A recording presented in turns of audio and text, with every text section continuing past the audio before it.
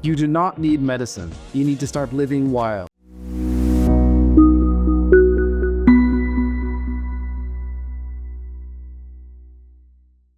When it comes to health, the fundamental problem in our society today is a mismatch. On the one hand, we have our genes, which had not changed in hundreds of thousands of years, and on the other hand, we have our environment, which changes constantly.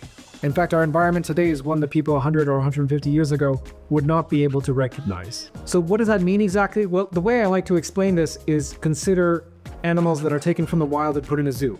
When you've taken a wild animal and put it in the zoo, it may have everything that it could ever want. It may have the most luxurious cage you can ever imagine, but unless its handlers know exactly what to do, what its diet should be, what its sleep habits should be, what its exercise routine should be, and so on, that animal is going to get very, very sick. Now, what's happened in the past 100 years is that we humans have been exposed to lots of things that our ancestors would never have seen. You could just look at the food that you're eating, look at a list of ingredients, see how many of those ingredients you can actually identify, how many are quote-unquote real food, and how many are synthetic chemicals that probably didn't exist 100 years ago. So there are the new foods, and here I'm talking mostly about, as I said, synthetic chemicals, pesticides, fertilizers, and seed oils.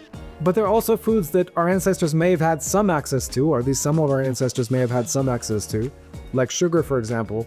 But the quantity in which we are consuming those things today is off the charts. We're consuming far more than our ancestors would ever have seen. Now, in the short term, what happens if you eat these foods full of sugar and carbohydrate and even synthetic processed foods? Well, you feel really good, right? That's why you reach for this, there's an advertising slogan, you can't eat just one, right? That's why you reach for more of the chips, the French fries, the cake, and so on. But in the longer term, we're talking about serious dysfunction. What do I mean by that? Brain fog, anxiety, heart palpitations, autoimmune conditions, even sexual dysfunction. I guarantee you, if you pause this video, go out on the street, talk to 5 people and ask if they suffer from any of those symptoms, at least one of them will say, yes, I suffer from at least one of those symptoms. And that frustrates the hell out of me because really these are fairly easy problems to solve. All we have to do is stop living like animals in a cage and start living like a wild human again. If you're ready to break out of your cage and start living like a wild human, be sure to check out the next video. You can also sign up for the Healthy Heart Blueprint webinar. The link is below.